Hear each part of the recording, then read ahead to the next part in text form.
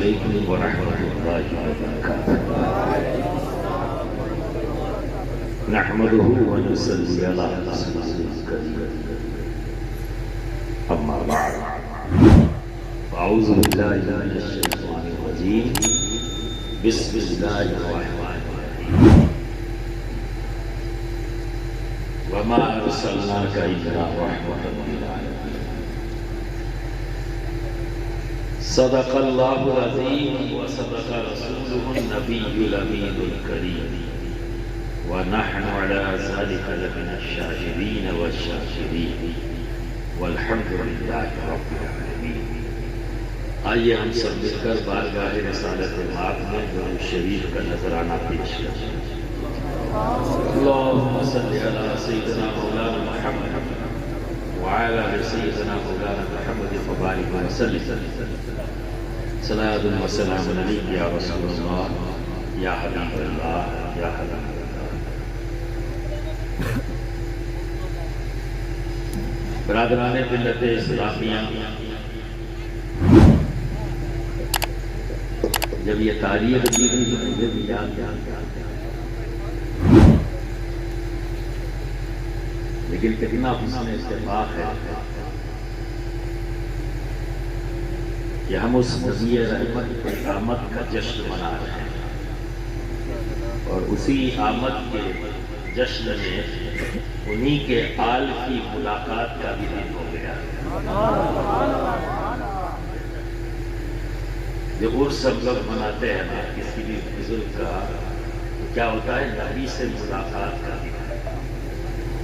اس لیے تو حضور شیخ اعظم فرماتے ہیں، موت تو ہم کو بھلی لگتی ہے بہت، موت تو اس لیے بھلی لگتی ہے بہت، بعد مرنے کے تو دیدار تمہارا ہوگا، بعد مرنے کے تو دیدار تمہارا ہوگا۔ ایک عاشق رسول اور ایسے عاشق نبی کریم صلی اللہ علیہ وسلم کا ذکر کرتے تھے حضور شیخ اعظم، تو آنکھیں نم ہو جایا کرتی، اور نعت شریف لکھنے کا انداز ایسا تھا، قلم لیا اور کاغذ لیا، پوری نعت کمپلیٹ، رکتے نہیں تھے۔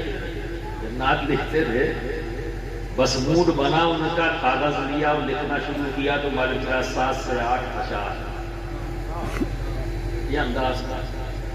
اور دنیا کا اردو ادب کا ٹاپ کلاس کا شاعر جسے شاعر مشرق کہتے ہیں، علامہ اقبال فرماتے ہیں کہ میں ایک رات میں ایک دیوان لکھ سکتا ہوں، لیکن جب بات نعت کی آتی ہے تو ایک شعر لکھنے میں بھی کئی دن لگ سکتے ہیں۔ نعت کا معاملہ یہ ہے، کیونکہ اس کا تعلق فن سے نہیں ہے، اس کا تعلق عشق سے ہے، محبت۔ الفاظ خود آتے ہیں، الہام ہوتا ہے، عشق اور مستی میں بندہ اور امتی ڈوب جاتا ہے نا، تو پھر اللہ رب العزت اس پر ایسا فضل فرماتا ہے کہ پھر الفاظ اس کی بارگاہ میں ہاتھ جوڑ کے کھڑے ہو جاتے ہیں، میرا استعمال کر لو، میرا استعمال کر لو، میرا۔ کہ بات جس کی کرنے جا رہا ہے وہ تو سب کا شہنشاہ ہے، وہ نبی رحمت، سب کچھ جو کچھ ملا ہے اسی میں سب سے ملا ہے۔ تو آج کی گفتگو اسٹارٹ کرنے سے پہلے میں حضور شیخ اعظم ہی کی لکھی ہوئی نعت پاک سے ہی شروع کروں گا۔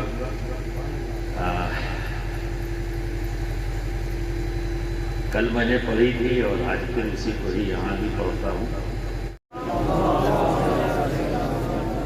صلی اللہ علیہ نبی وآلہ وصلی اللہ علیہ وسلم، صلاۃ و سلام علیک یا رسول اللہ، یا حبیب اللہ۔ میں نے خطبے کو بھی آج شارٹ کر دیا، اس کی وجہ یہ ہے کہ مجھے کل پھر عرس شیخ اعظم میں شرکت کرنی ہے، اور کہاں؟ بہار ہے، اور بہار کا وہ ایک ایسی جگہ ہے بھاگلپور، اس بھاگلپور میں ایک ایسا گاؤں ہے جسے ماجھی پور کہتے ہیں. وہاں کے لوگوں کا جو میرے خاندان سے میرے خاندان کے بزرگوں سے جو محبت کا عالم یہ ہے کہ بچہ مرید ہو یا نہ ہو پیدا ہوا اشرفی ہی ہوتا ہے. وہ نام رکھ لیتے ہیں اشرفی. پھر جب کوئی خاندان کا وہاں پہنچتا ہے تو مرید کراتے ہیں. تو ان کا معاملہ یہ، ان کی محبت کا معاملہ یہ ہے کہ وہ تو یہ کہتے ہیں کہ ہماری زمین اشرفی، ہمارا مکان اشرفی، ہمارے یہاں جو ہوا بہتی ہے وہ بھی اشرفی، جو پانی زمین سے نکلتا ہے وہ بھی اشرفی. سبحان اللہ ماشاءاللہ سبحان اللہ. یہ ہے وہاں کا معاملہ. اور گاؤں ایسا ہے کہ بہت کم گاؤں ایسے ہوتے ہیں جس میں ایک ہی گاؤں کے اندر ٹاپ کلاس کے ایک دو نہیں کئی مفتی جو اب ہندوستان میں اپنی ایک پہچان رکھتے ہیں. ایسے مفتیان کرام وہاں اسی گاؤں میں پیدا ہوئے، وہیں پڑھے اور حضور شیخ اعظم ہی کے مدرسے میں پڑھے. اس مدرسے کا نام بھی مدرسہ اشرفیہ اظہار العلوم ہے. اور جب حضور شیخ اعظم نوجوانی کے زمانے میں سرکار کلا کے ساتھ وہاں گئے تو لوگوں نے اتنی محبت کی کہ ولی عہد آیا ہوا ہے. تو گاؤں کے جو رئیس تھے جن کے پاس زمینیں تھیں تو وہ لوگ جب ملنے آئے تو کہا حضرت ہم لوگ خدمت کرنا چاہتے ہیں، آپ کو کیا پسند ہے؟ آپ نے فرمایا اگر میری پسند سے کوئی کام کرنا چاہتے ہو تو مجھے کچھ زمین کا ٹکڑا دے دو تاکہ میں یہاں مدرسہ قائم کروں. اللہ سبحان اللہ. حضور شیخ اعظم نے فرمایا میں مدرسہ قائم کروں. تو وہاں کے ایک رئیس تھے، ان کی زمین تھی، وہ اپنی زمین پر لے گئے. تو کہا حضرت جتنا آپ چل دیں گے اتنی زمین مدرسے. میں یہ نہیں کہوں گا کتنی، یہاں سے لے کر حد نگاہ تک میری زمین ہے. اب آپ اس پہ جتنا چل دیں وہ زمین مدرسے کی، جو چھوڑ دیں گے وہ میری. تو آپ چاہے تو پوری لے لیں اور چاہے تو جتنی آپ کی ضرورت ہے. تو حضرت جتنی دور لمبائی چوڑائی میں چل ایک جہاں سے شروع کیا ایسے چلتے چلتے جتنی باؤنڈری چل دیے پیچھے سے وہ نشان لگاتے گئے اور وہ زمین مل گئی اور اس پر مدرسہ اشرفیہ اظہار العلوم. آج اسے 50 سے 60 سال ہو گئے. تمام مفتیان کرام اسی گاؤں کے اندر ایک سے ایک بڑھ کر عالم، وہ دنیا کے ہندوستان کے لگ بھگ بڑے مدارس میں وہاں کے فارغین آج کے دن میں استاد بھی ہیں. ٹھیک ہے، حافظوں کی کمی نہیں، میں تو گن ہی نہیں پایا کتنے حافظ ہیں، قاری کتنے ہیں. ٹھیک ہے نا. تو میں اتنا جانتا ہوں کہ ہر گھر میں کم و بیش چند ہی گھر شاید بچے ہوں، نہ کم و بیش ہر گھر میں کوئی نہ کوئی عالم حافظ قاری موجود. یہ ماحول ہے. تو ان لوگوں نے بہت زیادہ اصرار کیا کہ حضرت بہت زمانہ ہو گیا آپ نہیں آئے ہیں. اور آئے تو میں نے کہا بھائی میرا پروگرام ہے راجستھان کے اندر، میں بات کرتا ہوں، اگر لوگ تیار ہو جائیں گے تو میں انشاءاللہ تعالیٰ آپ کے یہاں جاؤں گا. تو جو 16 کا پروگرام تھا، 17 کا پروگرام تھا، اس سے بات کیا تو لوگ مان گئے. ان کو آگے میں نے ٹائم دے دیا. تو آج مجھے ابھی 2 بجے پکڑنا ہے ٹرین وہاں جانے کے لیے. میں آپ کے پاس سے اتروں گا، سیدھا ٹرین پکڑوں گا اور وہاں سے پھر فلائٹ سے دیوگھر، اور دیوگھر سے پھر میں کل شام کو 4 بجے تک سفر کروں گا اور وہاں پہنچوں گا پھر سے شیخ اعظم میں حاضر ہونے کے لیے. تو جیسا کہ نقیب اجلاس نے کہا، اس میں کوئی شک نہیں کہ انجانے میں ہی صحیح، لیکن تاریخ بہت بڑھیا میری ہے. تو پہلے ہم شیخ اعظم کے تحریر کردہ نعت پاک سننے، پھر ہم انہیں کی زندگی پر کچھ در نبی کو میں چون لوں گا، کبھی ادھر سے کبھی ادھر سے. عاشقوں کا طریقہ ہوتا ہے، یہ عاشقوں کا طریقہ ہوتا ہے، جدھر سے موقع ملے کبھی ادھر سے چومتا ہے، کبھی ادھر سے چومتا ہے، یہی کرتا ہے نا عاشق، تو موقع ملنا چاہیے، وہی انداز در نبی کو میں چوم لوں گا، کبھی ادھر سے کبھی ادھر سے، بہے گا مجھ پر کرم کا دریا، کبھی ادھر سے کبھی ادھر سے، سبحان اللہ سبحان اللہ سبحان اللہ، ماشاءاللہ، بہے گا مجھ پر کرم کا دریا، کبھی ادھر سے کبھی ادھر سے۔ اب یہ ذہن میں جو تخیل ہے وہ طواف کعبہ کا ہے، ہوا دیکھیے کیا مچل رہے ہیں۔ کروں گا جب میں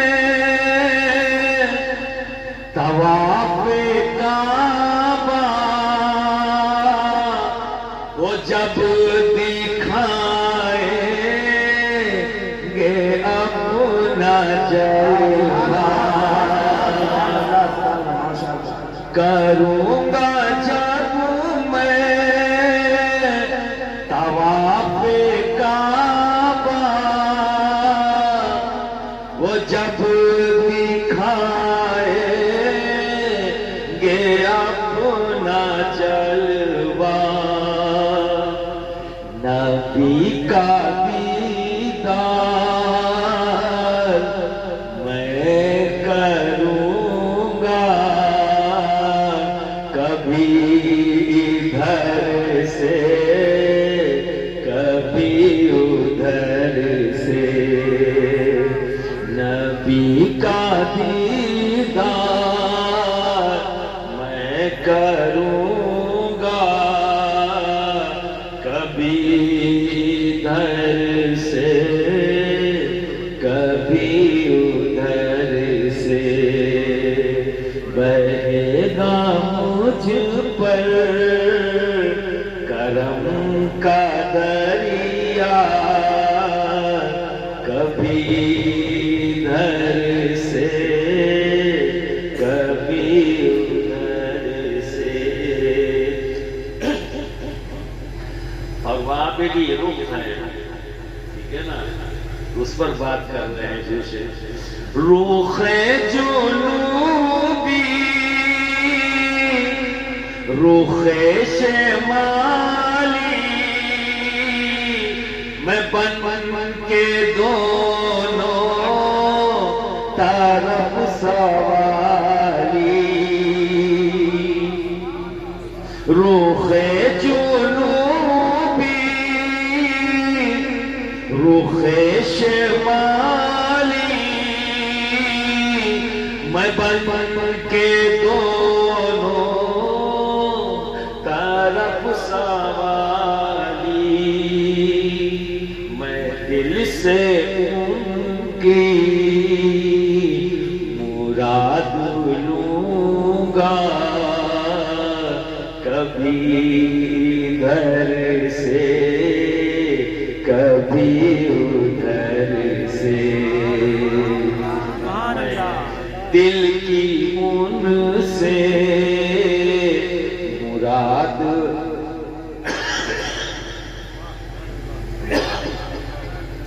میں دل سے ان کی ان سے مراد لوں گا، کبھی ادھر سے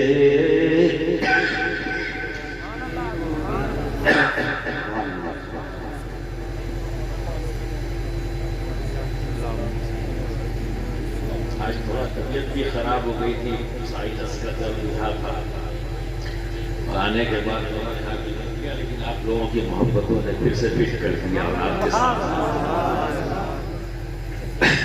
اگلا شعر حبیب داور شفیع محشر وہ جب پلائے کہ آب کوثر حبیب داور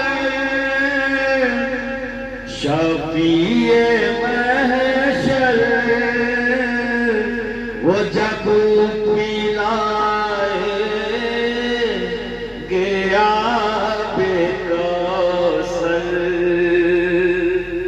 نبی کے ہاتھوں سے جام لوں گا کبھی ادھر سے کبھی ادھر سے نبی کے ہاتھوں سے جام لوں گا کبھی ادھر سے کبھی ادھر سے در نبی کو میں چوم لوں گا کبھی ادھر سے کبھی ادھر سے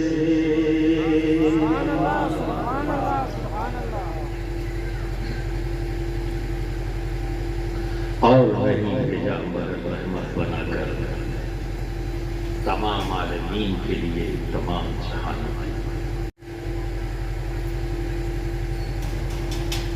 اللہ رب العزت اپنے حبیب کے بارے میں اپنے محبوب کے بارے میں ارشاد فرما رہا ہے کہ میں نے اپنے حبیب کو بھیجا ہے کیا بنا کر رحمت بنا کر یعنی سب کی ضرورتوں کو سب کی حاجتوں کو پورا کرنے والا بنا کر بھیجا اس لیے ہم سب نبی رحمت کرتے ہیں حاجت روا اور اس میں کوئی شک نہیں کہ اگر نبی نہ آتے کچھ بھی نہ ہوتا حضور شیخ اعظم اس کو بھی اشعار میں اپنے خیال کا اظہار کرتے ہیں جب کچھ نہ تھا تو ربی تو فرماتے ہیں عالم شوق کی تھی تنہائی عالم شوق کی تھی تنہائی وہ نہ آتے نہ ہوتی رنگائی وہ نہ آتے نہ ہوتی رنگائی جب وہ آئے تو رنگائی ورنہ عالم شوق کی تنہائی صرف رب ہی کوئی اور اللہ رب العزت نے اپنے نور سے اپنے حبیب کا نور کو بنایا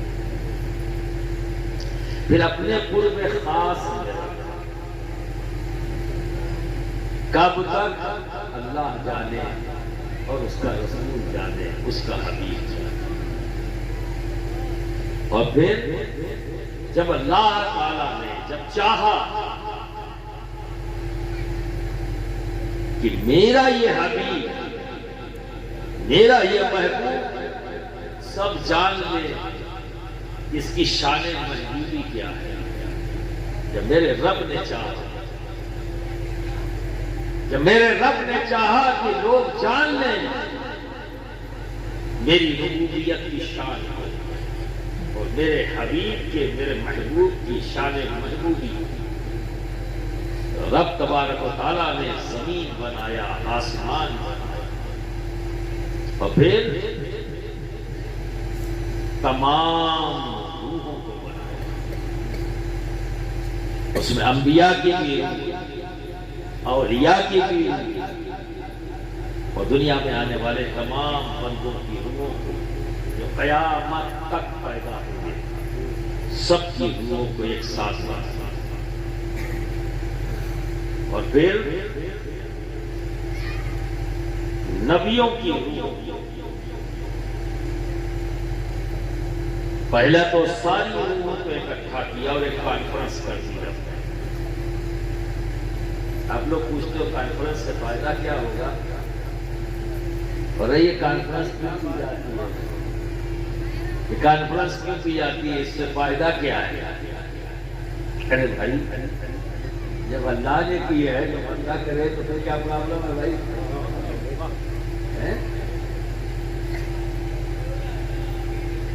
اب آپ کی ابھی سمجھ میں آئے گا کانفرنس کیوں جاتی ہے۔ تمام روحوں، کہ ہر مزاج، ہر طریقہ، ہر سلیقہ، جو کچھ بھی ہم نے جانا اللہ نے بتایا اور اس کے حبیب نے بتایا، تو وہی ہم دنیا میں اس پر عمل کرتے ہو، یہی فطرت ہے۔ تو اللہ رب العزت نے کانفرنس بلائی، ساری روحیں اکٹھا ہو گئی اور اللہ نے سوال کیا، الستو بربکم، کیا میں تمہارا رب نہیں؟ تو جتنے پیدا ہونے والے انسان قیامت تک تھے، سب کی روحیں بیٹھی ہوئی تھی اور سب خاموش، سب خاموش۔ اولیاء کی روحیں، جن کو اولیاء کا منصب ملنا تھا دنیا میں آنے کے بعد، ولی اللہ، اہل اللہ،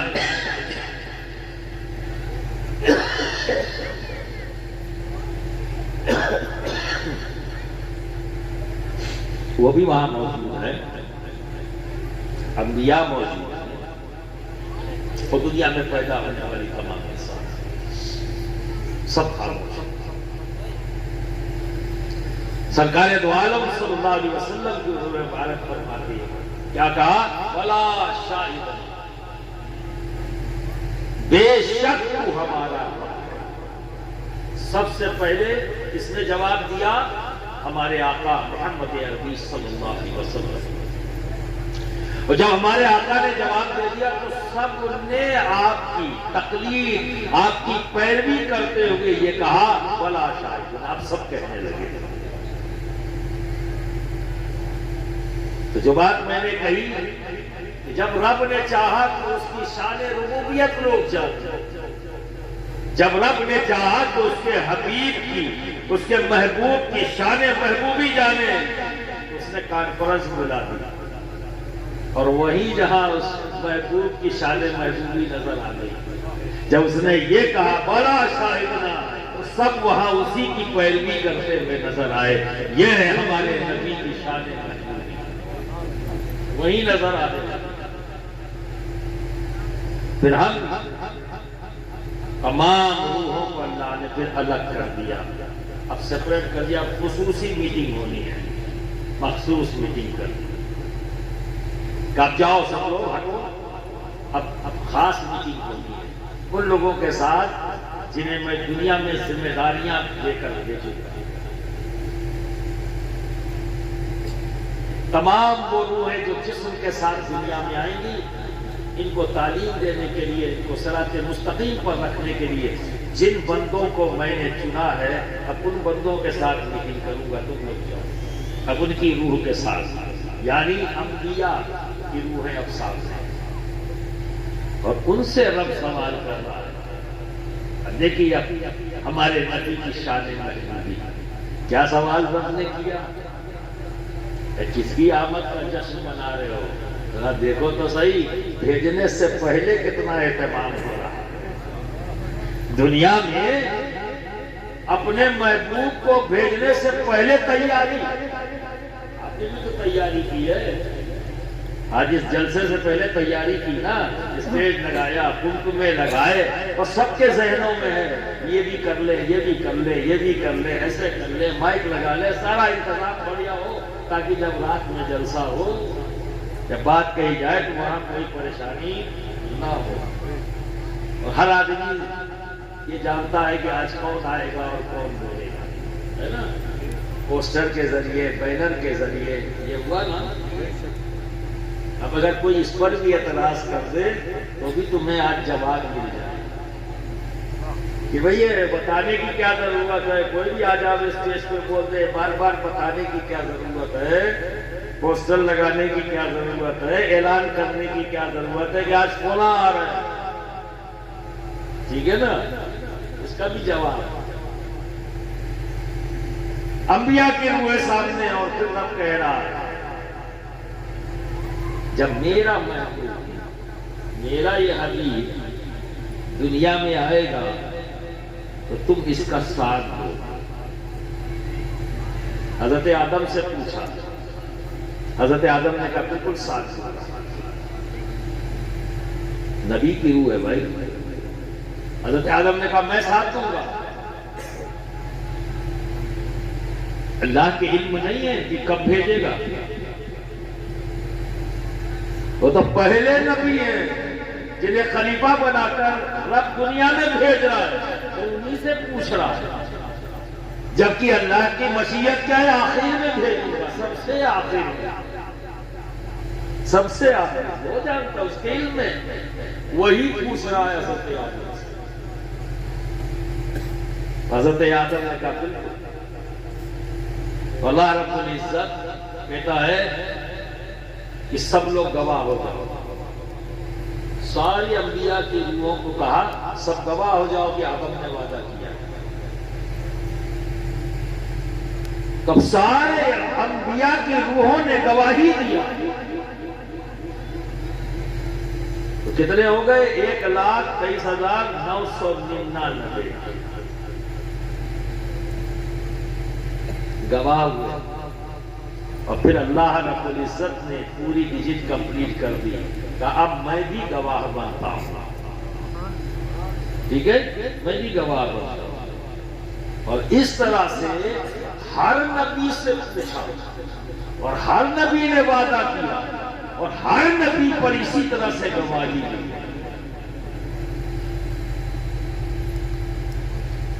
آنا تو سب سے آخر میں تھا اور اللہ کے علم میں ہے، اسی کو تو بھیجنا ہے. پر یہ وعدہ کیوں دے رہا ہے؟ تاکہ جب یہ دنیا میں جائے یہ ذمہ داری لے کے آئے. ہر نبی حضرت آدم آئے تو اپنی اولادوں کو بتایا. کیا بتایا؟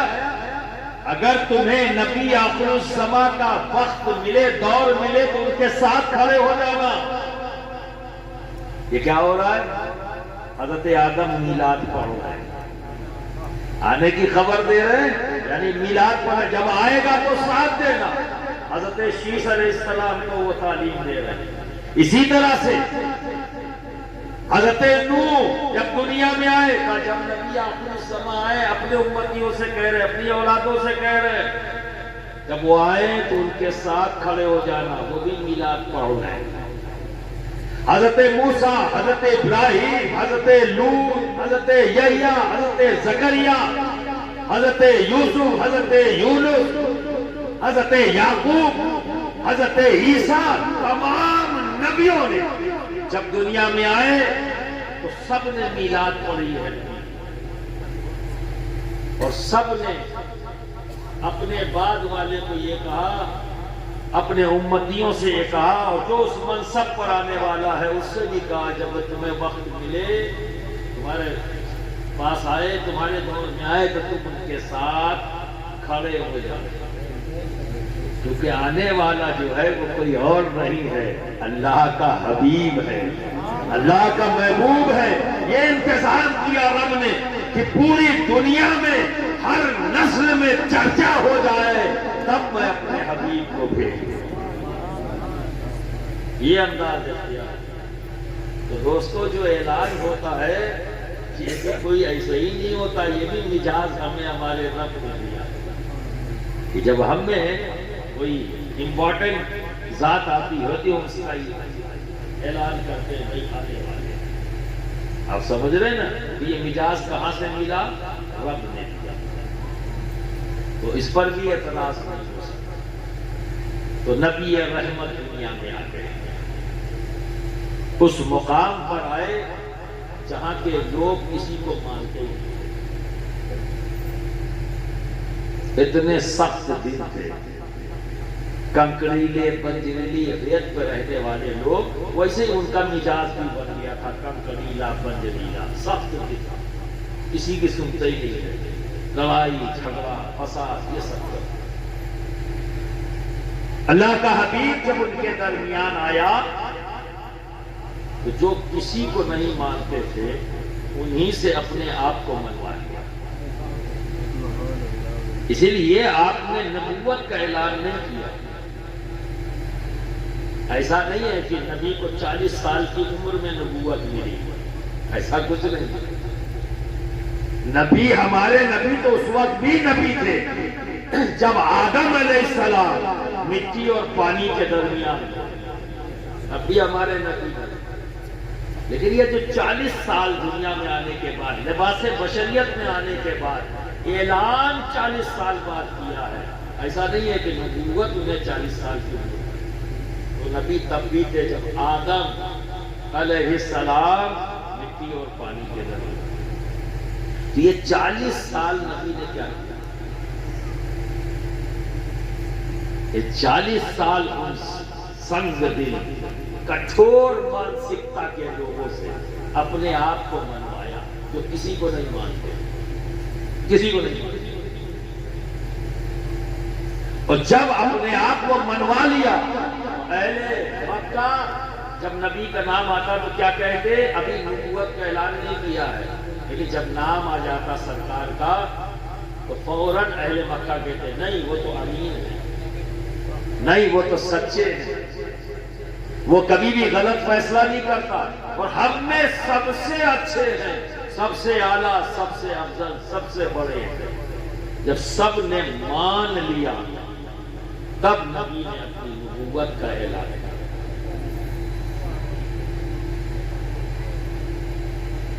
اور جب نبوت کا اعلان کیا تو بڑا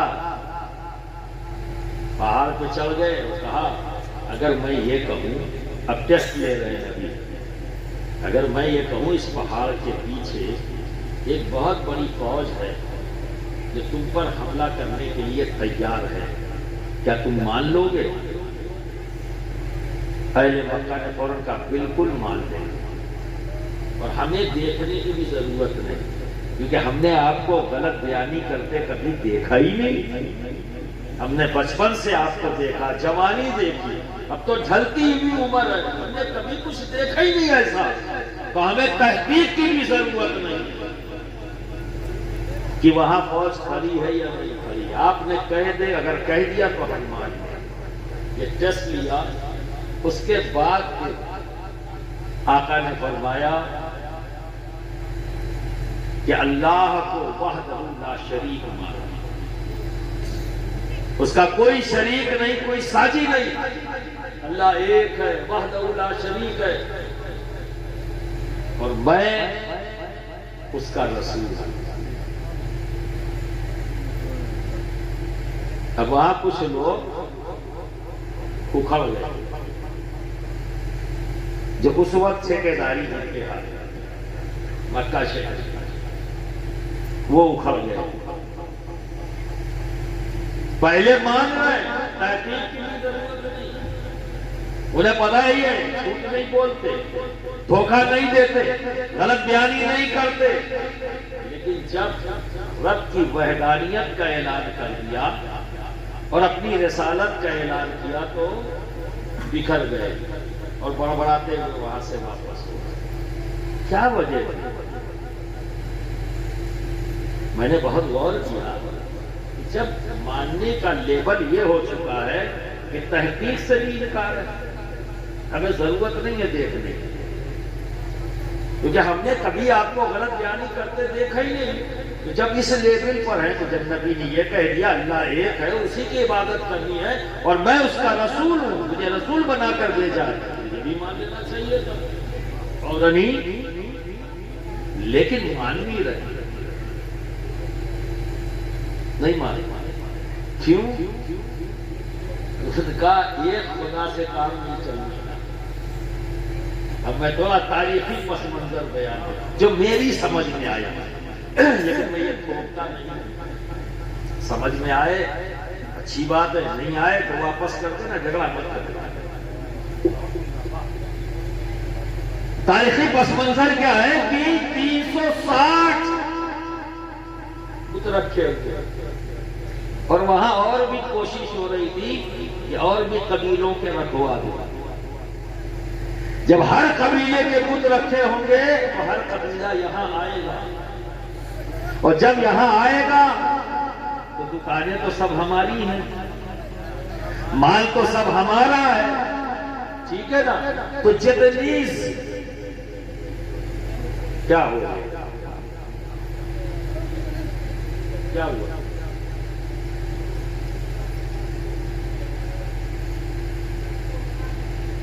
کیا ہو گیا؟ سب سمجھ میں آ گیا؟ بہت سے سوچو، یہ تو روزانہ ہوتا رہتا الٹا پلٹا۔ میں کیا کہہ رہا تھا؟ 360 رکھے ہوئے تھے، اور جب حج کا ایام آتا تو سب اپنے اپنے لے کر آتے، وہاں رکھتے، تو ہر قبیلے کا تھا تو اپنے اپنے لے کے آتے تھے، قبیلے آتے، وہاں بھیڑ لگتی، ہجوم ہوتا، وہاں 3 دن 4 دن 5 دن 10 دن جتنے دن بھی رہتے تو کھائیں پیئیں گے، بکنا خریداری بھی کریں گے، تو وہاں جتنی دکانیں تھیں وہ سب انہی لوگوں کی، تو جتنی زیادہ بھیڑ ہوگی اتنا ہی مال بکے گا، اور جتنا زیادہ مال بکے گا اتنا ہی زیادہ پیسہ آئے گا، اور جتنا زیادہ پیسہ آئے گا ہم اتنے ہی طاقتور ہوں گے، کیونکہ اس وقت کا نظام یہی تھا، جس کی لاٹھی اس کی بھینس۔ اس وقت نظام تو یہی تھا، جو جتنا طاقتور ہوتا تھا اتنا ہی کمزوروں کو دباتا تھا، اور کمزور وہ جس کے پاس پیسہ نہیں، جس کے پاس زمین جائیداد نہیں، وہ کمزور کہلاتا تھا، اور جس کے پاس دولت ہوتی تھی وہ غلام رکھتا تھا، فوج رکھتا تھا، وہ طاقتور بنتا چلا جاتا تھا اور غریبوں پر حکومت کرتا تھا۔ اب مجھے پتا نہیں کہ انہیں بتوں سے محبت تھی یا نہیں تھی، یہ میں نہیں کہہ سکتا، پر یہ تو ضرور کہہ سکتا ہوں کہ ڈھیر سالوں سے فائدہ کرتا تھا۔ اب لڑائی کیا ہو گئی، فکر کشمکش کیا ہے؟ 360 سے زیادہ ہم چاہتے ہیں تاکہ ہمارا کاروبار بڑھے، اور محمد صلی اللہ علیہ وسلم تو ایک کی بات کرتے ہیں، تو ہمارا دھندا کیا ہوگا؟ دھندے پر اثر، فائنینشل پوزیشن کمزور ہو جائے گا۔ مدعا یہ نہیں ہے کہ نبی غلط کہتے ہیں، یہ تو پتا ہے کہ کبھی غلط بولتے ہی نہیں، یہ تو اچھی طرح سے معلوم ہے۔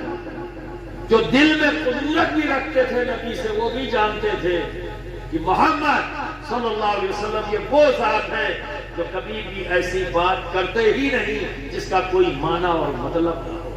یہ تو سچ اور جھوٹ کی بات ہے، یہ تو دور تک نہیں، اسی لیے تو امین کہتے ہیں۔ اہل مکہ یک زبان، کوئی اختلاف نہیں تھا، سب ہمارے آقا کو امین کہتے تھے، پھر اختلاف نہیں کر دیا۔ معاملہ دھندے، فائنینس، 360 میں تو ان کا کام نہیں چل رہا تھا، ایک سے کیسے چلتا، آپ سمجھ رہے نا؟ پر ہمارے نبی نے اپنی بات ان کے سامنے بہت زور دیا گیا، اور ہمارے نبی نے ہمیں مجاز دے دیا، عملی مجاز دیا، کہ جب انہیں کہا گیا کہ جو بھی چاہیں ہم سب دینے کے لیے تیار ہیں، دولت چاہتے ہو تو دولت لے لیں، قیادت چاہتے ہو تو قیادت لے لیں، حکومت چاہتے ہو حکومت لے لیں، بس ہمارے معبودوں کو برا نہ کہیں۔ تو سرکار فرماتے ہیں اگر یہ میرے ہاتھ پر ایک ہاتھ پہ چاند رکھ دیا، دوسرے ہاتھ پہ سورج رکھ دے، تب بھی میں خاموش نہیں ہوں گا، میں یہی کہوں گا کہ اللہ وحدہ لا شریک ہے اور میں اس کا رسول۔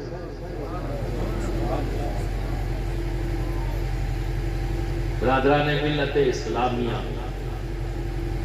جب یہ آواز مظلوموں تک پہنچی تو سب سے پہلے نبی سے جو جڑے وہ وہی لوگ تھے جن پر ظلم ہو رہا تھا۔ تو اسی لیے میں اکثر کہتا ہوں کبھی اپنے آپ کو غریب مت کہنا۔ دولت اگر نہیں ہے ہاتھ میں جیب میں کبھی اپنے آپ کو غریب مت کہنا۔ غریب نہیں ہوتے۔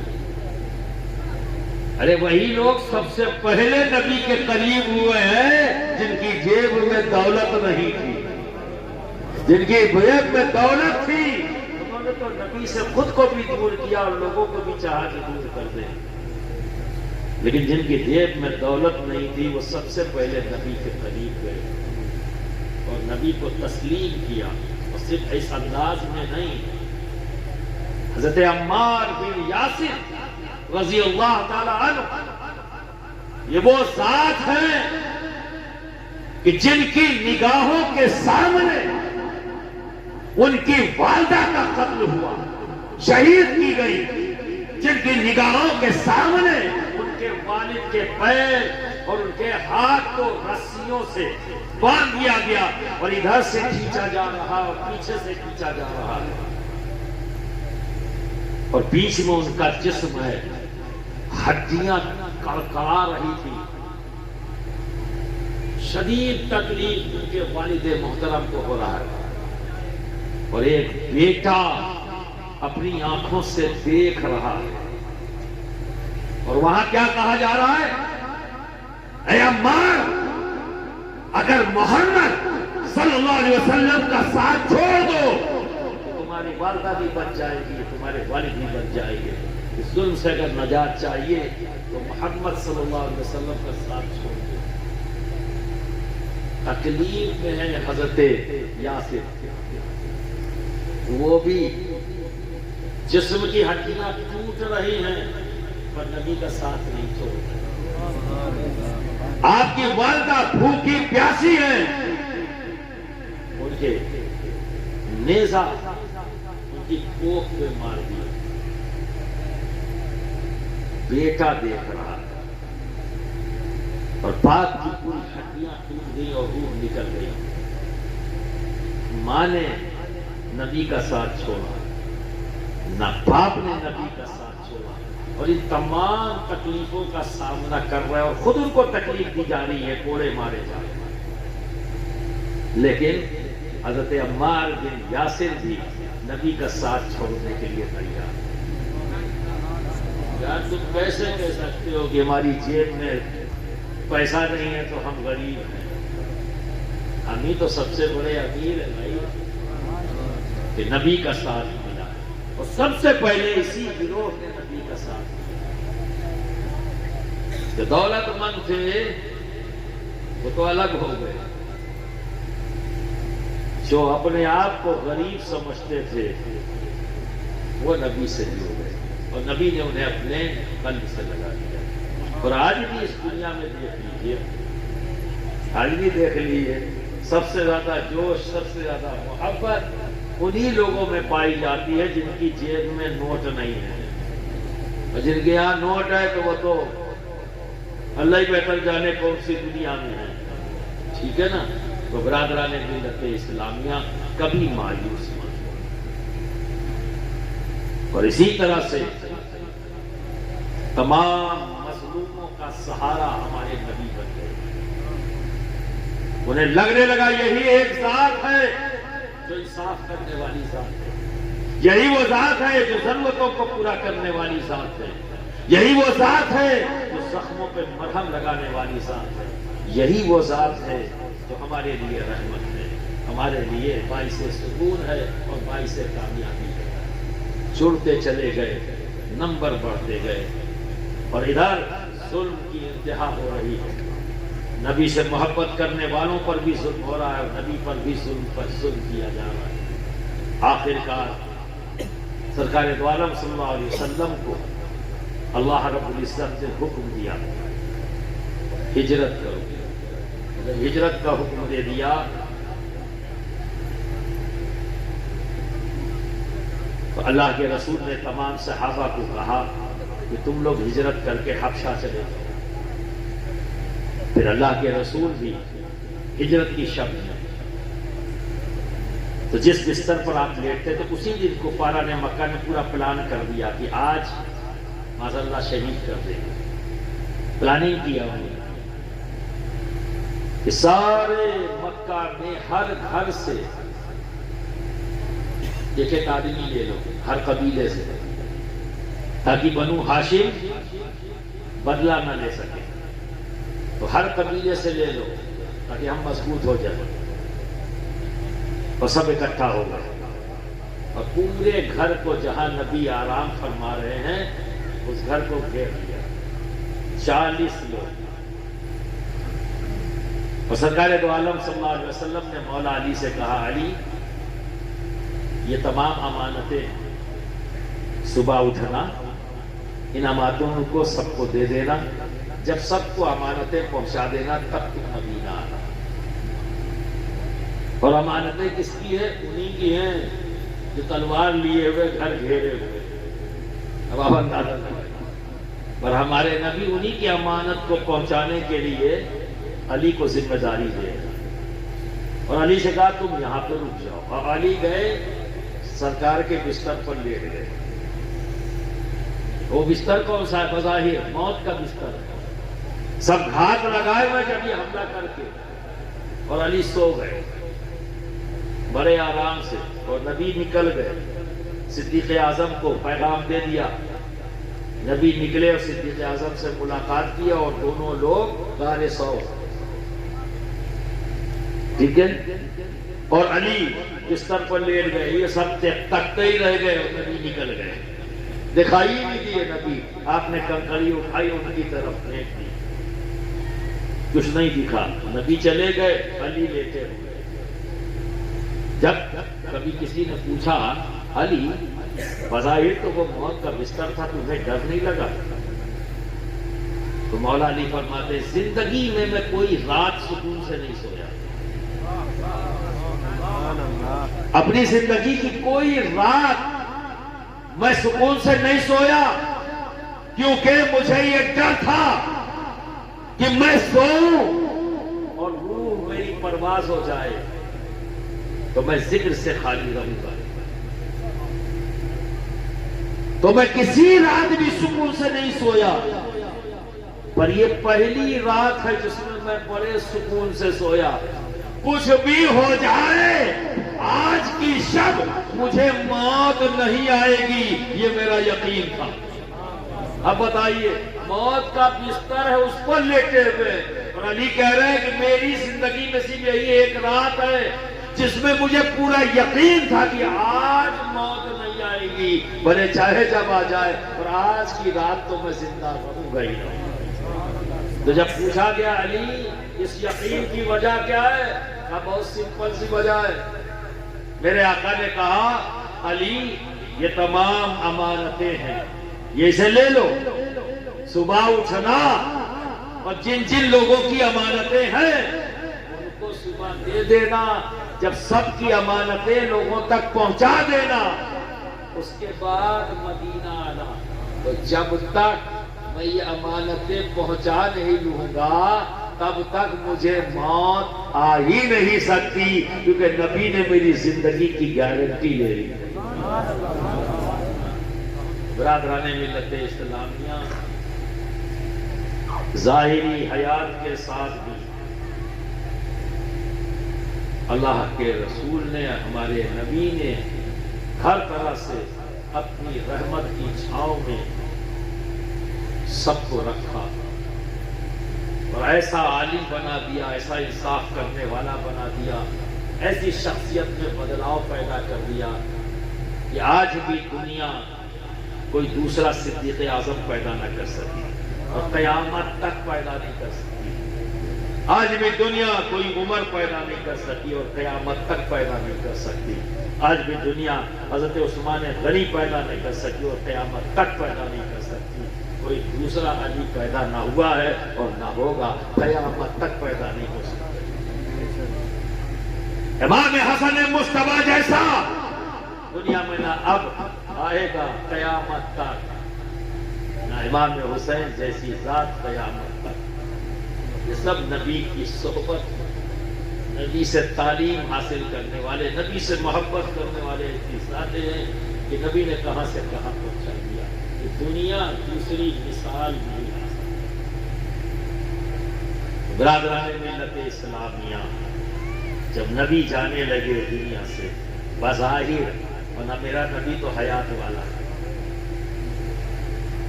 لیکن نظام قدرت